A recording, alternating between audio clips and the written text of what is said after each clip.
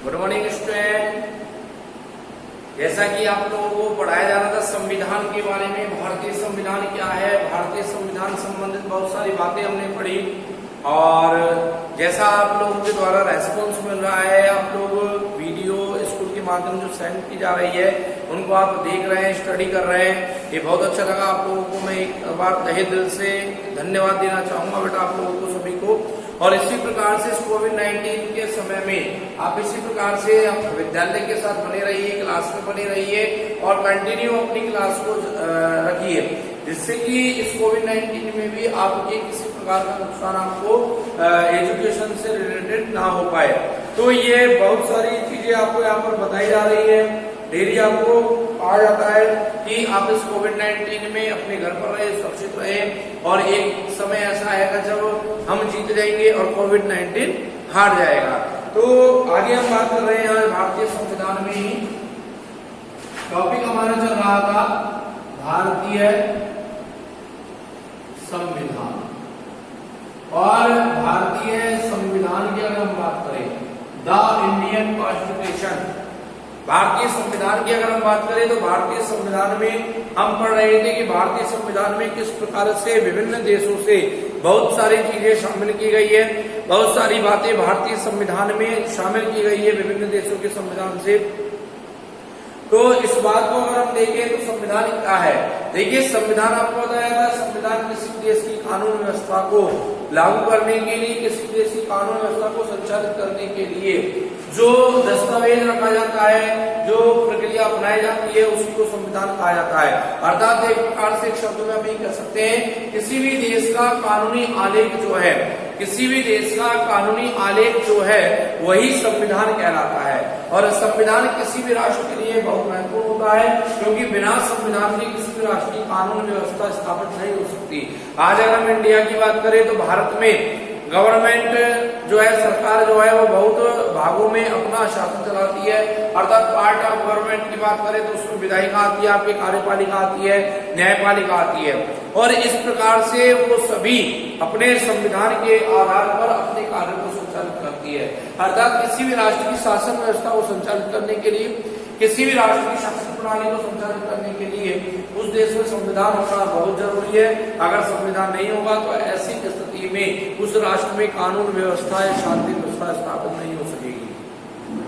सरकारें जो है वो अपने इच्छानुसार शासन चलाई। जैसे अगर हम बात करें, जैसे एग्जाम्पल आपने उत्तर कोरिया का नाम सुना होगा, उत्तर कोरिया का शासक है किम जोंग, और किम जोंग अपने आधार पर शासन चलाता है कि संविधान का उससे कोई संबंध नहीं है, कोई मतलब नहीं उसको संविधान से, राष्ट्र से, नागरिकों से, उसे केवल अपनी शासन प्रणाली स्थापित करने, संचालित करनी है। तो अगर हम बात करें इम्पोर्टेंसी ऑफ कॉन्स्टिट्यूशन, तो इम्पोर्टेंस जो है संविधान की बहुत ज्यादा है और बिना संविधान के किसी देश की शासन व्यवस्था को संभाला नहीं जा सकता और कंटिन्यू संचालित भी नहीं कर सकता। आज हम यहाँ पर बात करने जा रहे हैं, जैसे पिछले लेसन में, पिछले टॉपिक में हमने बात की थी कि भारतीय संविधान में लगभग 60 देशों का अध्ययन करने के बाद भारतीय संविधान का निर्माण किया गया, और उस अध्ययन की अगर हम बात करें तो उसमें से बहुत सारी चीजें भारतीय संविधान में विदेश संविधानों से शामिल की गई। अर्थात भारतीय संविधान की एक महत्वपूर्ण विशेषता आपको बताई थी कि भारतीय संविधान उधारों का एक थैला है। कैसा है? उधारों का एक थैला है भारतीय संविधान। अर्थात भारतीय संविधान में विदेशी संविधानों से बहुत सारी चीजें ली गई है, जिसमें आपको बताया गया था कि सर्वाधिक जो स्रोत लिए गए हैं भारतीय संविधान में, सर्वाधिक जो स्रोत शामिल किए गए हैं वो शामिल किए गए अधिनियम, भारत स्वतंत्रता अधिनियम 1935 से, और ये कहा जाता है लगभग 2/3 स्रोत भारतीय संविधान में उसी से प्राप्त किए गए। अर्थात भारतीय संविधान का जो 2/3 हिस्सा है वो उसी आधार पर बना हुआ है। इसके अलावा अगर हम बात करें ब्रिटेन से लिए गए स्रोत आपको बताए गए थे। आज हम आपको बताने जा रहे हैं अमेरिका के संविधान से भारतीय संविधान में कौन कौन से स्रोतों को शामिल किया गया। अर्थात अमेरिका का जो संविधान है उस अमेरिका के संविधान में कौन कौन सी ऐसी बातें, कौन कौन सी ऐसी प्रक्रिया या चीजें हैं जो वहां से उठाकर भारतीय संविधान में भी शामिल कर ली गई। भारतीय लोगों ने उसको स्वीकार कर लिया और उस आधार पर भारतीय संविधान सभा ने संविधान का निर्माण कर दिया। तो आज हम पढ़ने जा रहे हैं यहाँ पर अमेरिका के संविधान से प्राप्त की जाने वाली बातें, अर्थात भारतीय संविधान ने अमेरिका के संविधान से कौन कौन सी बातें प्राप्त की है, कौन कौन सी बातें शामिल की है। तो यहाँ हमारा टॉपिक है 3 नंबर पर अमेरिका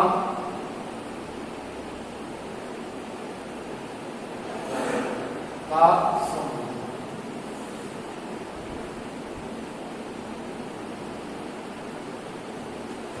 अर्थात अमेरिका के संविधान से भारतीय संविधान में कौन कौन सी चीजें शामिल की गई है। तो सबसे पहली बात आती है यहाँ पर संविधान की सर्वोच्चता। संविधान की सर्वोच्चता, संविधान की सर्वोच्चता का अर्थ क्या होता है कि संविधान जो है वो राष्ट्र में सर्वोच्च है, अर्थात उसके ऊपर राष्ट्र में कोई नियम कानून नहीं है और संविधान ही सबसे ऊपर होगा। संविधान की बातों को सभी को स्वीकार करना होगा, मानना होगा। ये संविधान की सर्वोच्चता है। अर्थात अमेरिका के संविधान में भी इस बात को माना गया है कि संविधान जो है वो सबसे ऊपर है। तो उसी बात को भारतीय संविधान में भी लिखा गया है, पढ़ा गया है कि भारत में संविधान ही सर्वोच्च होगा। संविधान का उल्लंघन कोई नहीं कर सकता, संविधान से बाहर कोई नहीं रह सकता। संविधान के द्वारा जो लिमिटेशन है, जो कानून है, जो लॉ है, एडमिनिस्ट्रेशन है, वो सभी संविधान अकॉर्डिंग टू कॉन्स्टिट्यूशन संविधान के अनुसार ही संचालित किए जाएंगे। अर्थात अगर कोई व्यक्ति संविधान के बाहर जाकर और अपने कार्य करने या अपने कानूनों को चलाने का प्रयास करेगा तो ऐसी स्थिति में उसको संविधान में प्रदत्त, संविधान के अंतर्गत जो कानून व्यवस्था है उस कानून व्यवस्था के आधार पर दंड का प्रावधान भी रखा गया है। अर्थात ये कहा जा सकता है कि संविधान जो है वो किसी भी राष्ट्र की कानून व्यवस्था को चलाता है और वही सर्वोच्च होता है। तो भारत में इस बात को स्वीकार किया गया कि भारत में अगर सबसे ऊपर होगा तो संविधान होगा, ना कोई प्रधानमंत्री होगा, ना कोई मुख्यमंत्री होगा, ना कोई सरकार होगी, कुछ नहीं होगा। अगर सर्वोच्च है भारत में तो क्या है, वो संविधान है। अर्थात संविधान के आधार पर ही सबको शासन करना होगा, संचालित करना होगा। दूसरा आता है विधि की सर्वोच्चता।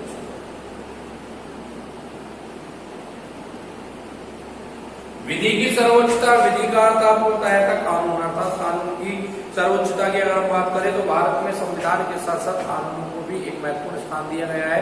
अर्थात जो कानूनों का निर्माण किया गया है, जिन कानूनों को लागू किया जाता है वो कानून सर्वोपरि माने जाते हैं, उनका उल्लंघन कोई व्यक्ति नहीं कर सकता। और अगर कोई उनका उल्लंघन करता है तो ऐसी स्थिति में उसको संविधान के अनुरूप, संविधान के अनुसार उसको दंड देने के का प्रावधान भी रखा गया है। अर्थात भारत में संविधान के साथ साथ अगर हम बात करें तो भारत में संविधान के साथ साथ विधि यानी कानून की भी सर्वोच्चता मानी गई है। इसके बाद है विधि के समक्ष समान। अनुच्छेद विधि के समक्ष समानता का अर्थ क्या होता है? विधि मतलब कानून के समक्ष समानता। कानून के समक्ष समानता का मतलब है कि जो कानून का निर्माण किया गया है, जो कानून संविधान में शामिल किए गए या संसद के द्वारा कोई भी कानून बनाया जाता है तो उस कानून को सभी लोगों के लिए समान रूप से लागू करना चाहिए। किसी प्रकार के उच्च नीच का भाव रख के या भेदभाव करके कानून को लागू नहीं करना चाहिए। न किसी जाति, धर्म, वंश, वर्ण, जन्म स्थान आदि किसी आधार पर, किसी पद के आधार पर कानूनों का कोई अंतर नहीं होना चाहिए। सभी को एक समान दृष्टि से देखा जाना चाहिए, अर्थात सभी के लिए समान कानून लागू हो। और अगर कोई व्यक्ति कानूनों का उल्लंघन करता है तो उनके लिए समान रूप से कानूनों के उल्लंघन करने की स्थिति में दंड का प्रावधान भी समान होना चाहिए। तो ये भी अमेरिका के संविधान से शामिल की गई है। 14 आता है आपके मूल अधिकार। मूल अधिकार भारतीय संविधान की प्रमुख विशेषता भी है और भारतीय नागरिकों के लिए एक महत्वपूर्ण बिंदु भी है। मूल अधिकार जो कि भारतीय संविधान में 7 मौलिक अधिकार प्रदान किए गए थे, वर्तमान में 6 मौलिक अधिकार है, क्योंकि संपत्ति के मौलिक अधिकार को अधिकारों की श्रेणी से हटाकर कानूनी अधिकार में रख दिया गया। अर्थात अगर हम बात करें तो मूल अधिकार जो है वो भी अमेरिका से लिए गए हैं। और आज वर्तमान समय में अगर मूल अधिकारों के आधार पर कोई प्रावधान रखा जाता है, मूल अधिकार जो व्यक्ति अपने जीवन में उपयोग करता है, चाहे वह स्वतंत्रता का हो, समानता हो, शोषण विरुद्ध अधिकार हो, किसी प्रकार का मूल अधिकार हो, भारतीय संविधान में शामिल किया गया है। और उस भारतीय संविधान में शामिल करने की जो क्रियाविधि रही वो अमेरिका के संविधान से रही है। अर्थात अगर हम बात करें भारतीय संविधान में मूल अधिकारों की, तो ये अमेरिका के संविधान से इस प्रक्रिया को प्राप्त किया गया है। इसके बाद आता है न्यायिक पुनरावलोकन।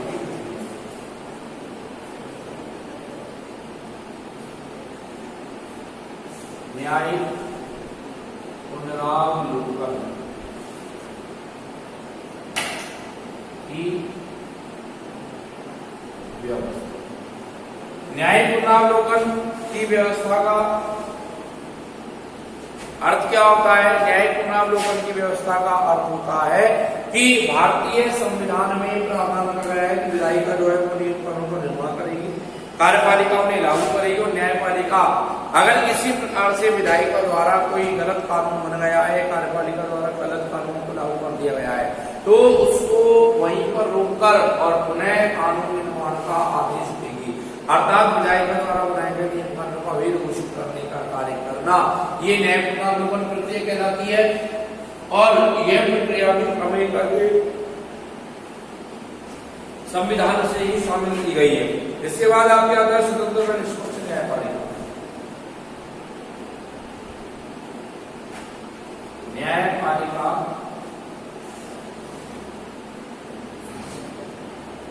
का स्वतंत्र व निष्पक्ष, अर्थात न्यायपालिका जो है भारत में पूर्णतः स्वतंत्र और निष्पक्ष न्यायपालिका है। किसी प्रकार से इसमें किसी व्यक्ति कोई हस्तक्षेप नहीं हो सकता, कोई सरकार का इसमें हस्तक्षेप नहीं हो सकता, कोई व्यक्ति किसी भी न्यायाधीश को या किसी भी न्यायपालिका को अपने नियंत्रण में नहीं रह सकता। कोई भी फैसला, कोई डिसीजन है वो अपनी इच्छा अनुसार न्यायपालिका संविधान के आधार पर देती है। इसके बाद है निर्वाचन, निर्वाचित राष्ट्रपति।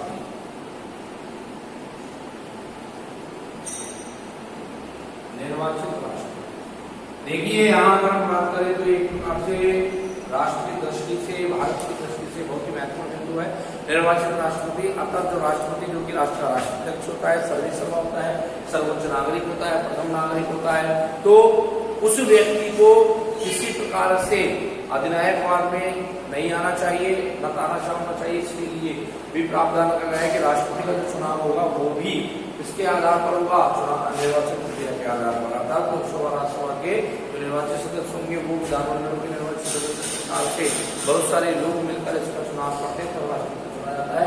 ये प्रक्रिया भी अमेरिका से शामिल की गई है। आठवां यहाँ पर राष्ट्रपति पर महाभियोग।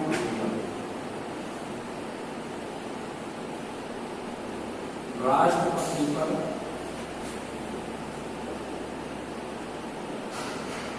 महाभियोग। अगर हम बात करें राष्ट्रपति पर महाभियोग प्रक्रिया की, तो देखिए राष्ट्रपति पर महाभियोग प्रक्रिया एक ऐसी प्रक्रिया है जिसके अंतर्गत ये माना जाता है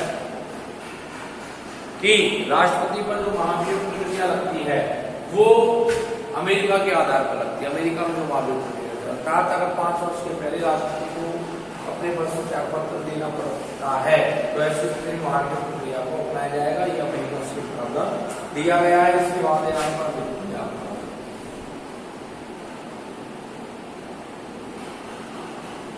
वित्तीय आपात की अगर बात करें तो राष्ट्रपति को 3 प्रकार की आपातकालीन शक्ति दी गई है। आपातकालीन शक्ति कौन सी है? पहली आपातकालीन शक्ति है आपके राष्ट्रीय आपात, दूसरा है राज्य आपात, तीसरा है वित्तीय आपात। तो राष्ट्रीय आपात, तो राज्य आपात जो है वो आपके जर्मनी से लिया गया है, जबकि वित्तीय आपात जो है वो अमेरिका से लिया गया है।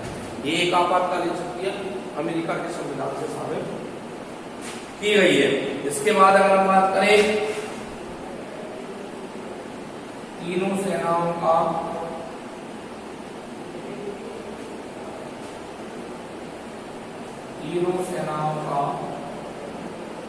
कमांडर राष्ट्रपति, यानी तीनों सेनाओं का जो कमांडर होगा राष्ट्रपति होगा। वैसे तीनों सेनाओं के अध्यक्ष अलग अलग होते हैं, लेकिन इनके ऊपर भी नियंत्रण रखने वाला जो व्यक्ति होगा राष्ट्रपति होगा। राष्ट्रपति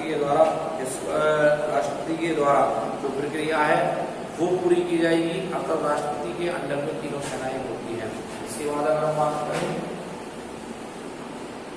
उपराष्ट्रपति का,